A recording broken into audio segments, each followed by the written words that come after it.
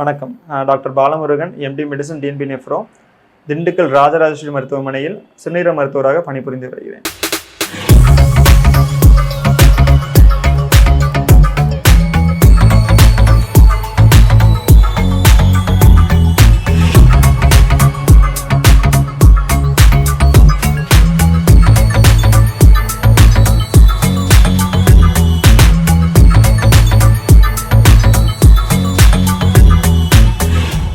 இப்போ டிரான்ஸ்பிளான்ட்டில் நிறைய பேருக்கு இருக்கக்கூடிய டவுட்டு, இப்போ குரூப் மாற்றி டிரான்ஸ்பிளான்ட் பண்ணலாமா கூடாதுன்னு சொல்லி.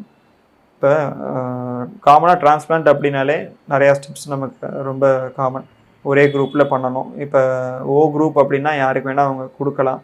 ஏபி குரூப் அப்படின்னா அவங்க யார்கிட்ட வேணால் கிட்னி ரிசீவ் பண்ணிக்கலாம். மற்றபடி குரூப் டு குரூப் மேட்ச் ஆகிக்கிறோம். இப்போ குரூப் மாற்றி பண்ணுறதுல ரிஸ்க் இருக்குதா இல்லையா, பண்ணலாமா வேணாமா? இப்போ ஒரு 10 வருஷம் முன்னாடி வரைக்கும் இருக்கிற கான்செப்ட்ஸ்லாம் பார்த்திங்கன்னா யாரும் இந்த குரூப் மாற்றி பெருசாக பண்ணவே மாட்டாங்க, பண்ணுறதுக்கு இல்லை. பட் இப்போ ஒரு 10-15 வருஷமாக அந்த குரூப் மாற்றி பண்ணக்கூடிய கான்செப்ட்ஸ் நிறையா வந்திருக்குது. அதில் ரிஸ்க் வந்துட்டு, ஆனால் நீங்கள் நார்மலாக ஒரே குரூப்பில் பண்ணுறதை விட கொஞ்சம் ரிஸ்க் அதிகம் இந்த மாதிரி குரூப் மாற்றி பண்ணும்போது. பட் பண்ணலாம், பண்ணக்கூடாதுன்னு கிடையாது. நார்மலாக ஒரு 100 பேருக்கு ட்ரான்ஸ்ஃபர் பண்ணுறோம்னா ஒரு 10 வருஷத்தில் 180 பேர் நல்லா இருப்பாங்க, அதில் எந்த தொந்தரவும் இருக்காது.